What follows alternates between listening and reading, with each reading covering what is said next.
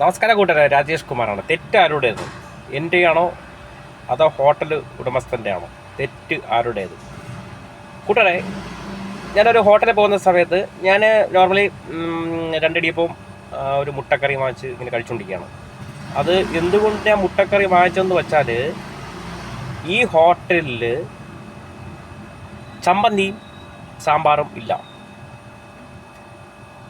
ഇത് ഹോട്ടലുകാർ കാണുന്നുണ്ടെങ്കിൽ ഉറപ്പായിട്ടും നിങ്ങൾ ചമ്മന്തി സാമ്പാറും ഉറപ്പായിട്ടും നിങ്ങൾ ഹോട്ടലിൽ മെയിനായിട്ട് വയ്ക്കണം.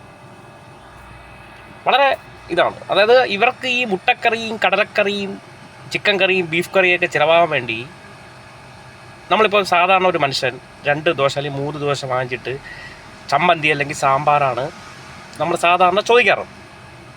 ഇല്ല, ഇവിടെ ചമ്മന്തി സാമ്പാറൊന്നുമില്ല. ഒന്നി മുട്ടക്കറി 60 രൂപ, ബീഫ് 120 രൂപ, ചിക്കൻ കറി 140 രൂപ.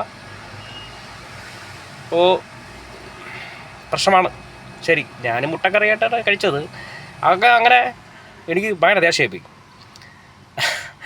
ഒരു നടന്ന സംഭവമാണേ. ഒരു ആൾ വന്നിട്ട് അപ്പം ചോദിച്ചു.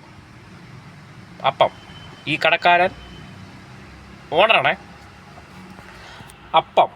അപ്പം കടലക്കറിയും ചോദിച്ചു. അപ്പോൾ ഇങ്ങനെ 4 അപ്പവും കടലക്കറിയും കൂടെ ഒഴിച്ചു കൊണ്ടുവച്ചു, ഫ്രണ്ടിൽ കൊണ്ടുവച്ചു. തെറ്റാരോടെന്ന് മനസ്സിലായോ? അപ്പോൾ ഈ കഴിക്കാൻ വന്ന ആൾ ചോദിച്ചു, നിങ്ങൾ എന്തിനാ ഈ 4 അപ്പം വെച്ചു? അപ്പോൾ നിങ്ങൾ എണ്ണം പറഞ്ഞില്ലല്ലോ. ഒന്നുകിൽ കഴിക്കുന്നവൻ പറയുക, ചേട്ടാ എനിക്ക് 2 അപ്പം മതി. ഇല്ലെങ്കിൽ ഈ വെയിറ്റർ ആരാണോ അവൻ ചോദിക്കുക, എത്ര ദോശ വയ്ക്കണം, എത്ര അപ്പം വയ്ക്കണം, എത്ര പെറോട്ട വയ്ക്കണം. തെറ്റ് രണ്ടുപേരുടെ ഭാഗത്തുമുണ്ട്. അങ്ങനെ അവർ തമ്മിൽ വാഗ്വാദമായി, അടിയുടെ വക്കിലായി, ഒരടിയാക്ക് കിട്ടുകയും ചെയ്തു. അപ്പോൾ ഞാൻ കൊടുക്കാൻ വേണ്ടിയിട്ട് നിന്ന് അത്രയും ദേഷ്യം. ചമ്മന്തി സാമ്പാറൊന്നും ഇവിടെ ഇല്ല, ഇതൊക്കെ വാങ്ങിച്ചേ പറ്റുള്ളൂ. ദയവേത് എല്ലാവരുടെ കയ്യിലും ക്യാഷ് എപ്പോഴും കാണുന്നില്ല, ഈ പെൻ്റെ ഉൾപ്പെടെ. അപ്പോൾ നോർമലി ഒരു ഹോട്ടലിൽ ഇപ്പോൾ ഏത് താഴെക്കിടയുള്ള ഹോട്ടൽ എടുത്താലും ഒഴിക്കാൻ ചമ്മന്തി അല്ലെങ്കിൽ സാമ്പാർ ഇല്ലെങ്കിൽ ഗ്രേവി ഉണ്ടാവും. എല്ലാവർക്കും ഈ മുട്ടക്കറി ബീഫ് കറി ഒന്നും വാങ്ങിക്കാനുള്ള ഒരു സാമ്പത്തിക സ്ഥിതി കാണില്ല. അപ്പോൾ നോർമലി ഒരു ഹോട്ടൽ നടത്തുന്നകാരൻ ഒന്ന് ചിന്തിക്കുക. ശരി, നിങ്ങൾക്ക് തേങ്ങയ്ക്കൊക്കെ വിലയാണെങ്കിൽ ഒരു സാമ്പാർ വെച്ചുകൂടെ, ഇല്ലെങ്കിൽ ഒരു ഗ്രേവി വെച്ചുകൂടെ? ഇത് തന്നെ വാങ്ങിക്കണമെന്ന് വെച്ചാൽ എന്ത് കഷ്ടമാണ്. അങ്ങനെ അടുത്ത ദിവസം ഞാൻ വീണ്ടും പോയി. ഞാൻ പറഞ്ഞു, ചേട്ടാ എനിക്ക് 2 പെറോട്ട വേണം. ഓ, കറി ബീഫ് കറി ചിക്കൻ കറി ഒന്നും വേണ്ട, എനിക്ക് ചമ്മന്തി വേണമെന്ന് പറഞ്ഞു. ചമ്മന്തി ഇല്ല. ഞാൻ അപ്പോൾ ഗ്രേവി ഇല്ല.